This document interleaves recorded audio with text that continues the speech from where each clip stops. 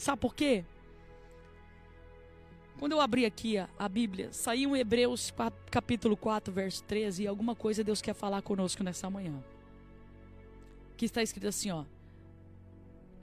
Nada em toda a criação está oculta aos olhos de Deus.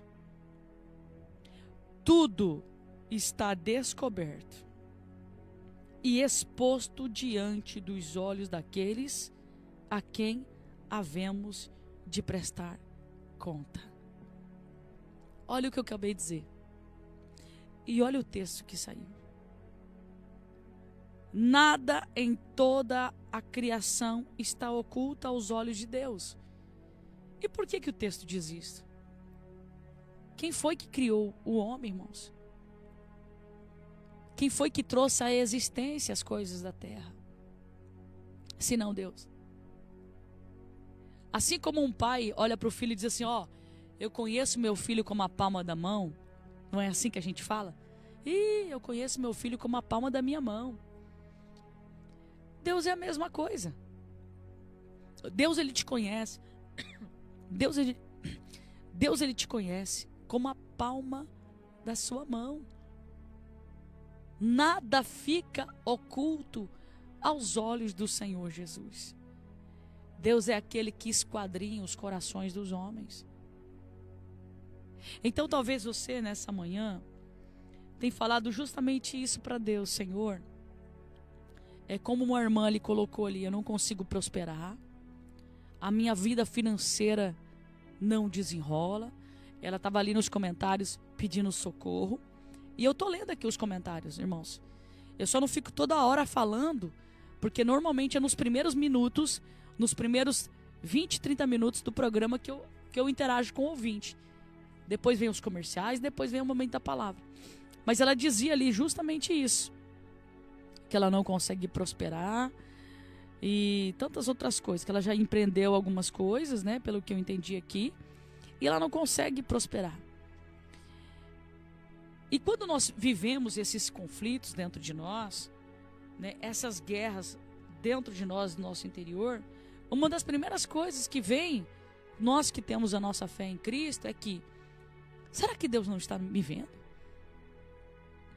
Será que Deus não está olhando para a minha vida? Será que Ele, Marinéia, ela está pedindo o texto, Hebreus capítulo 4, verso 13, tá? Será que Deus não está olhando para mim? Será que Deus não está olhando para o meu coração? O que está acontecendo? Eu quero dizer para você o que Hebreus fala. Nada em toda a sua criação, ele fica oculto diante de Deus. Tudo está descoberto e exposto diante dos olhos dele. Aí você pode dizer assim, então por que eu estou vivendo isso? Em primeiro lugar, irmãos, nós temos que entender que nós vivemos uma colheita. Que nós plantamos, nós colhemos. E talvez hoje você está vivendo um processo de algo que você errou lá atrás. E eu não estou falando isso para colocar mais julgamento na tua mente. Eu estou falando isso porque nós temos que, quando nós estamos vivendo uma situação, nós temos que olhar para trás e entender o porquê que eu estou vivendo isso. Será que essa colheita de hoje é porque eu dei muita liberdade para alguém? Acreditei muito em alguém ao ponto dessa pessoa se tornar dono, achar que era dono daquilo que Deus havia confiado? Não nas mãos dele, mas nas minhas ou na sua. E essa pessoa foi tomando força, foi tomando campo e foi se achando no direito de até mesmo querer roubar aquilo que Deus confiou nas suas mãos. O que nós precisamos analisar é o quê? O porquê. Irmã Margarete, preste atenção no que eu estou falando. O porquê que você está vivendo hoje isso? Quais foram as consequências? Quais são as consequências do que você está vivendo hoje? Tem muitas pessoas que, por exemplo, vive consequências financeiras de erros que tiveram lá atrás. De erros que tiveram lá atrás. Aí hoje, ficar preso nesse lugar de que agora você é um derrotado e derrotada não vai te ajudar. Ou de culpar a Deus, de falar que Deus não está vendo, que Deus não está te ouvindo, não vai somar nada. Nós lemos um texto aqui dizendo que tudo está exposto diante dos olhos do nosso Criador. Então, para eu sair desse lugar que nem eu sei como que eu saio, é clamar para aquele que tem todo o poder. Tem horas que bate um desespero, né? A irmã Maria está dizendo. Mas olha para isso que você está vivendo hoje. Por que você está vivendo hoje essa consequência? Por quê? O problema é no casamento? O problema é ministerial? Ou por que você está vivendo hoje essa consequência? Você não pode anular o que você viveu aqui atrás, que trouxe a consequência aqui no teu presente. Você precisa olhar para aquilo que aconteceu ali e entender que o resultado de hoje faz parte de uma escolha do passado. Uma atitude do passado. Agora, uma coisa que nós não podemos, irmãos, é se fazer de vítima. Há muitos, não são todos, mas há muitas pessoas que ficam presas no vitimismo. Fica naquele lugar de que, me fizeram isso, me fizeram aquilo outro, né? Eu estou mal financeiramente porque me fizeram aquilo outro. Eu estou mal financeiramente porque eu confiei em emprestar um dinheiro, agora essa pessoa não me paga. Mas aí que tá. O que é que você aprendeu com tudo isso? O que é que você aprendeu com tudo isso? Tudo que você viveu nesse passado não foi uma escola? Você já pegou um papel e uma caneta e já começou a pontuar? Você já começou a pontuar? Olha para esse passado. Você está vivendo uma resposta hoje de alguma coisa que você fez aí há um tempo atrás. Tá, vamos sair desse lugar de vitimismo. Vamos olhar para esse passado. Tá, o que é que eu fiz lá que trouxe consequência aqui? Então vamos pontuar aqui. Pega um papel e uma caneta. Sai desse lugar de vitimismo e começa a escrever. Pontua. Eu confiei em pessoas que eu não deveria de confiar. Eu participei de reuniões que eu não deveria de ter participado. Eu emprestei dinheiro para pessoas que eu não deveria ter emprestado. Eu trouxe pessoas para perto de mim que eu não deveria de ter trazido. Foram pessoas que depois me deu golpe, me deu calote. Eu trouxe pessoas para dentro da minha casa que destruíram o meu casamento. Então você começa a pontuar. Eu não sei como é que é a sua vida. Eu não sei o que aconteceu na tua história que fez você ter esse resultado de vida hoje. A minha vida ficou destruída desse jeito desde o dia que eu comecei a discutir com os meus pais. A minha irmã, deixa eu contar uma história da minha irmã. A minha irmã tinha um problema sério com meu pai. Conflitos e mais conflitos. E não conseguia prosperar. Não prosperava. Porque ela tinha um ressentimento do meu pai. Era um ressentimento da minha mãe. Já era uma mulher casada com 2 filhos. Mas não conseguia esquecer daquele passado. Porque quando nós éramos criança, meu pai era um cara ausente. Minha mãe, ela é uma mulher que tinha que trabalhar muito para sustentar a casa. Então meu pai, ele era um cara, quando estava bêbado, ele xingava a gente de prostituta para cima. Minha mãe, quando chegava em casa, ela não via as coisas organizadas da forma que ela achava que era certo, e ela batia na gente. Só que aí tá, meu irmão, já passou. Aí nós já estávamos mulheres adultas. O meu pai continuou na vida destruída. Minha mãe tinha se convertido, tinha se tornado uma outra mulher. Mas a minha irmã ainda ficava presa naquele passado de destruição, aquela coisa toda. Mágoa, revolta, ela tinha um ódio do meu pai, uma raiva. Aí, depois dos filhos criados, tudo, ela queria ter outro filho. Queria porque queria ter outro filho. Aí engravidou, estava com 3 meses de gestação, ou 4 meses, não lembro mais. Uma certa feita me ligaram lá, meu pai morava atrás da nossa empresa, me ligaram, dizendo que meu pai estava tocando o terror lá, que ele estava bêbado. E quando ele estava bêbado, meu irmão, ele falava mesmo, xingava todo mundo, xingava os motoristas. Mas, irmãos, eu levava isso de uma forma, eu chegava lá e conversava com ele, ele me ouvia, né? Fazia ele entrar dentro da casa dele, depois que ele dormia, passava.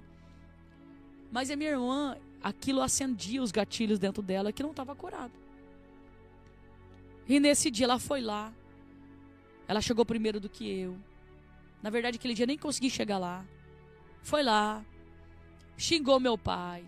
Aí meu pai, alcoolizado, xingou ela de palavrão, que ela era vagabunda, que ela era prostituta e não sei o quê, como ele tinha o costume de fazer quando ele estava alcoolizado. E ela, na hora do ódio, da ira, foi pra cima do meu pai, pra agredir ele. E empurrou ele no chão, derrubou ele no chão, xingou ele, e amaldiçoou ele, e virou as costas e foi embora. Por quê? Porque ela tinha um ódio, ela tinha um ressentimento, ela tinha uma mágoa. E eu falo uma coisa pra você, meu irmão. Não compensa guardar ódio, ressentimento. Porque dentro desse ódio, desse ressentimento, existe um demônio aí. Prendendo você. Amarrando você. Não vai deixar a sua vida ir para frente. Não vai deixar a sua vida prosperar.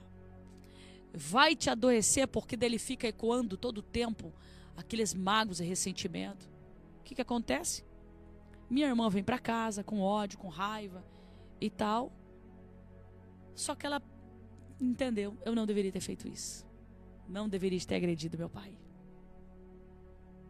Mas o ódio, o ressentimento, fez ela ter atitudes que viriam as consequências.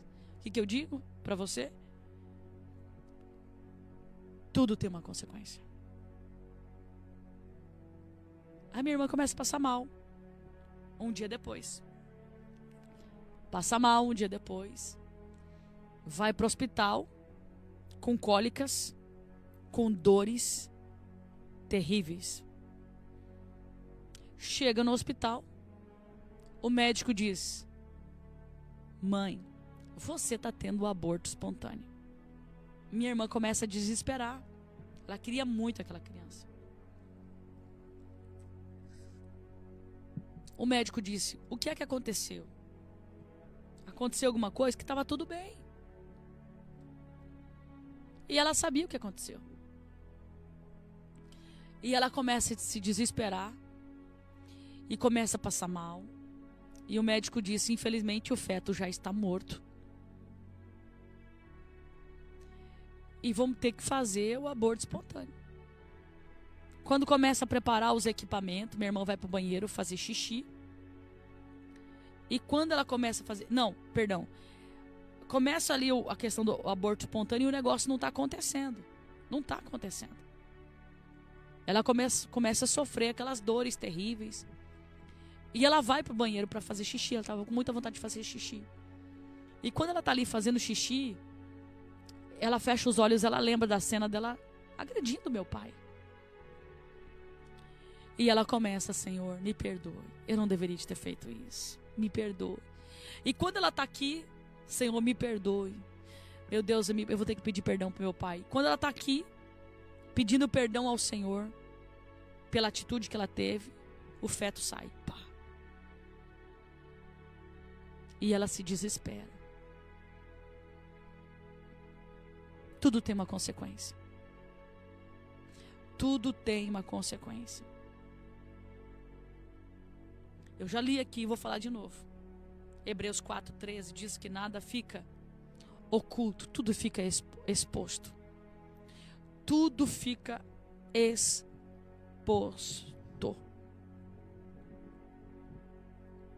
Então não adianta eu culpar a Deus ou culpar as pessoas por coisas que eu estou vivendo hoje, que são consequência de coisas que eu fiz aqui atrás.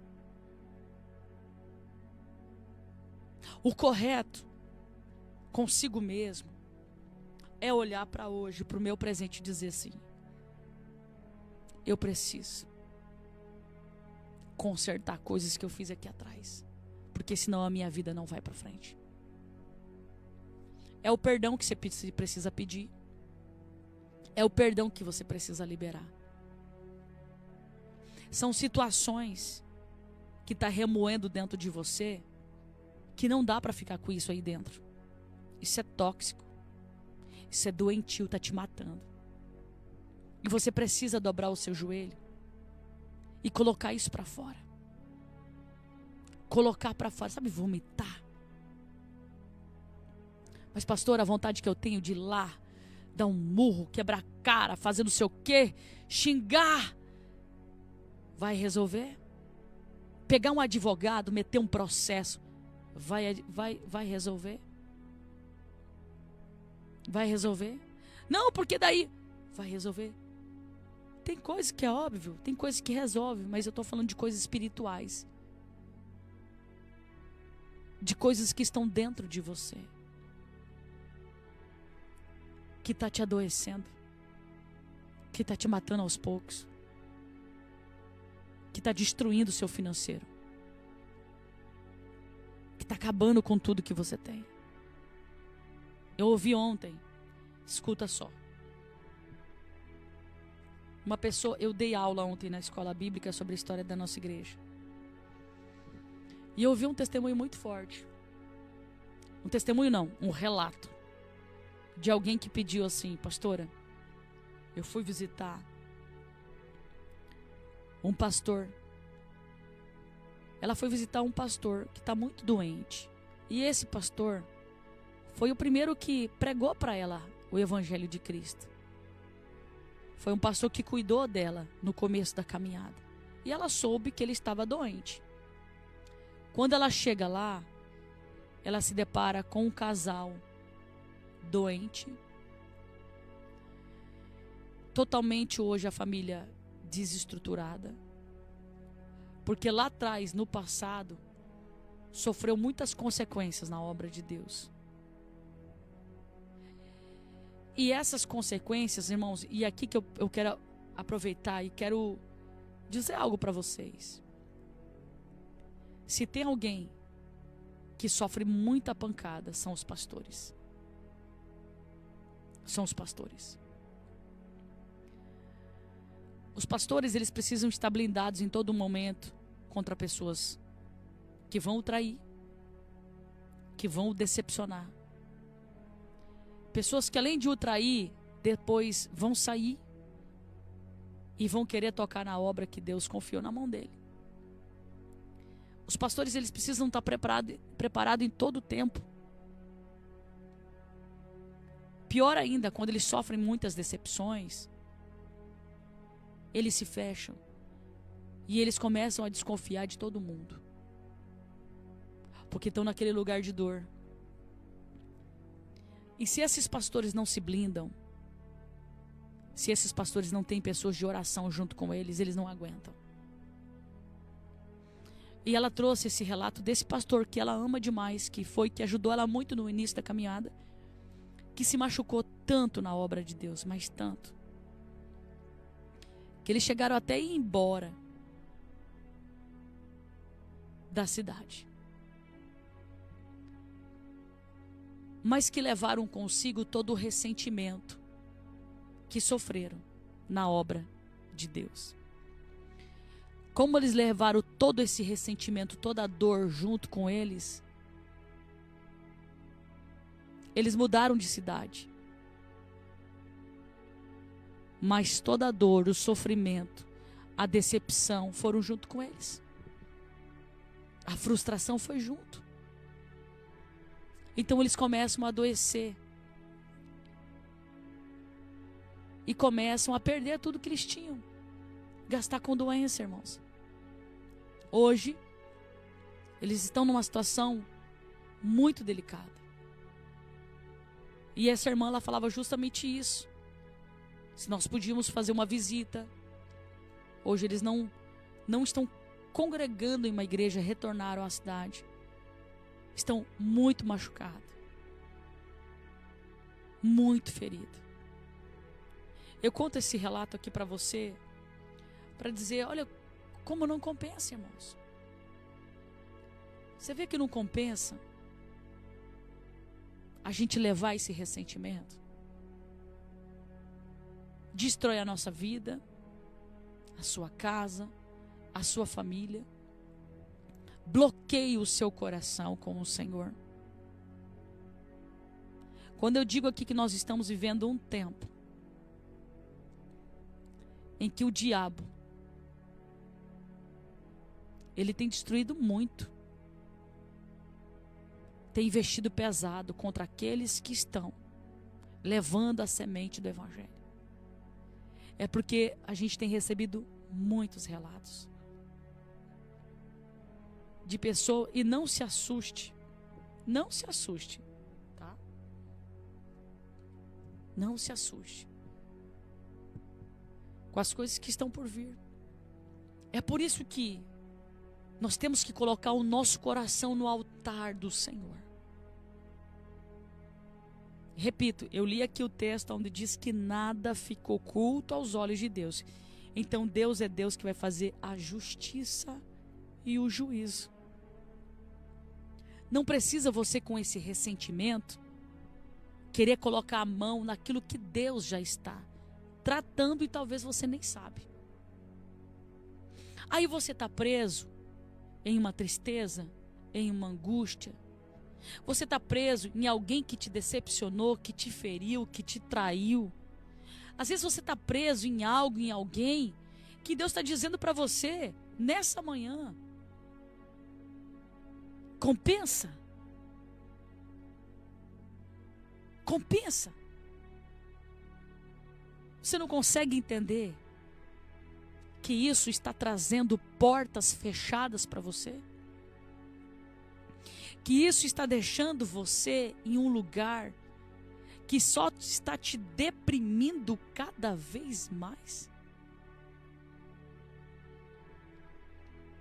Você está entendendo? Olha para o teu coração. Quem você precisa perdoar? Que situação é essa que fez você parar? Olha para trás, desde quando que a tua vida se tornou assim? Faça uma reflexão. O Senhor está dizendo para alguém nessa manhã, faça uma reflexão. O que levou a sua vida a se tornar essa que está hoje? Esse resultado que está hoje? Foram decisões que você precisava tomar e você não tomou? Talvez você fez vista grossa, fez de conta que não ouviu, que não viu. Qual era o posicionamento que você precisava tomar e você não tomou? Quais eram as portas que você precisava fechar e você não fechou? E hoje você vive uma consequência de atos, situações que você não teve, posicionamento que você não teve e a consequência veio. E aí? Agora você vai ficar chorando? Agora você vai ficar se lamentando? Agora você vai ficar prostrado? Não. Levanta a tua cabeça, diz o Senhor, e refaça o seu caminho. Refaça o seu caminho pegando o seu telefone, ligando para essa pessoa que você sabe que você precisa se reconciliar. Refaça o seu caminho de que forma? Voltando lá atrás e reparando os erros. Se posicionando da forma que precisa se posicionar. Fazer o que precisa ser feito. Reconstruir. A reconstrução é pior do que uma construção. Porque reconstruir algo que está destruído, irmão, não é fácil. Você precisa estar em um momento de oração. Em um posicionamento em Deus. Agora blinda o seu coração. Porque na reconstrução vai vir Sambalate, Tobias. Vai vir os mensageiros de Satanás e vai dizer para você, não faça isso. Não se humilha. Não desce esse nível. Não faça isso. Não vai lá. Não sei o quê. Mas você sabe que a tua vida depende disso. Depende desse perdão que você precisa pedir. Do perdão que você precisa liberar. Você sabe que a tua vida depende disso. Para acontecer, você sabe que você precisa reparar os seus erros. Então, a partir de hoje, começa. Porque nós não temos mais tempo para brincadeira. Jesus está às portas. Nós precisamos consertar nossa casa. Os ventos estão soprando. E a casa que está firmada na areia não vai suportar. Ontem à noite eu fui dormir mais cedo. O pastor estava fazendo umas pesquisas. E ele estava do lado com o celular fazendo uma pesquisa. Que eu vou fazer uma viagem, vou pregar fora do Brasil agora.